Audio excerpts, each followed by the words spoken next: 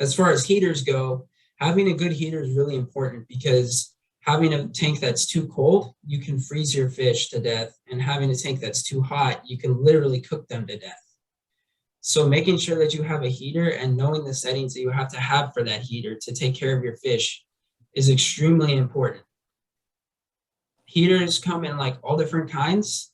It really doesn't matter what kind you get as long as it does its job and as long as you can keep your tank at the right temperature consistently. For lights are really important because they allow for important bacteria to grow in your tank, as well as if you're going to have live plants, then it provides them with the lighting nutrients that they need to grow. And it's also good for your fish because in the wild you have sunlight and the lights mimic that. I highly recommend getting a light that's got a night setting because it will help simulate the natural environment of having a daylight cycle so that your fish will feel like they're more at home. So now that you've got your bare essentials in the tank, now you have to cycle the tank.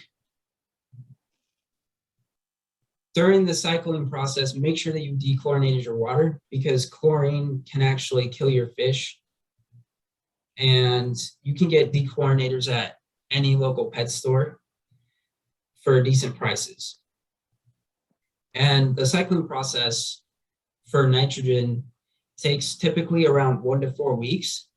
It can be sped up using different methods, but it's really important that you have the nitrogen cycle going because it breaks down the fish waste. And if you don't have the nitrogen cycle, then your fish will literally kill themselves with their own waste. What the nitrogen cycle does is it takes ammonia from fish waste and leftover food and dead plants, and it converts it to nitrates and then converts it into nitrites. Ammonia is the most toxic for fish, and then nitrates are moderately toxic, and nitrites are still toxic in high quantities, but in low quantities, it's okay for your fish. And that's where you want to be. You want to be where all of your ammonia and nitrates have become nitrites. The way that you can test this is with water test strips that are available at really any local pet store. And just make sure that you're testing the water every few days to check and make sure. And once your ammonia and nitrates are reading 0, your tank has been cycled. So now that you've cycled your tank, you can finally get to the good part, which is adding your fish. When you're choosing your fish, make sure that you do your research. It's extremely important that you don't buy a fish that's going to get too big for the tank that you have. And it's also important that you don't overstock your tank because overstocking can overload your nitrogen cycle bacteria that you have in your tank and build up ammonia. When you're choosing your fish, also make sure that they're compatible with each other. For example, cichlids tend to fight, so you don't want to get a whole bunch of cichlids and then have some poor little Danio who can't defend itself. Another thing that you can do is you can add plants. Plants are important because they help control the waste in your tank by breaking down the nitrates and using it as food. And they also add kind of more of a natural feel to your tank, which is really important for the fish to feel safe and like they're at home. Not only that, but they also provide cover for your fish to hide in case they're getting bullied or if they get spooked. If you don't want to buy real plants or if you have fish that are known to eat plants, you can always buy fake plants that won't help with controlling the nitrates, but they will still provide the cover and make your tank look a little bit more natural. One other thing that is good to add is driftwood or rocks because they also contribute to the natural feel, and driftwood, a lot of different kinds of driftwood actually produce tannins that can be healthy for your water and make the fish environment a little bit more healthy as well.